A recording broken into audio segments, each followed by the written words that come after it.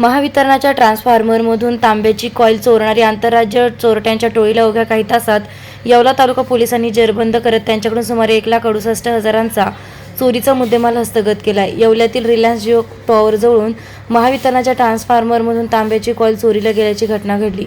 या प्रकरणी येवला पोलीस ठाण्यात गुन्हा दाखल करण्यात आला आहे।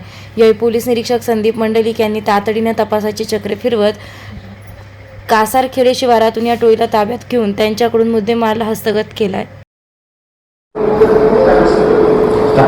दिनांक 18/8/2025 रोजी येवला तालुक्यातील कासारखेडे शिवारात येथे महावितरण कंपनीचे ट्रान्सफॉर्मर काही अज्ञात चोरट्यांनी फोडून त्यातील कॉपरची वायर चोरून नेली होती।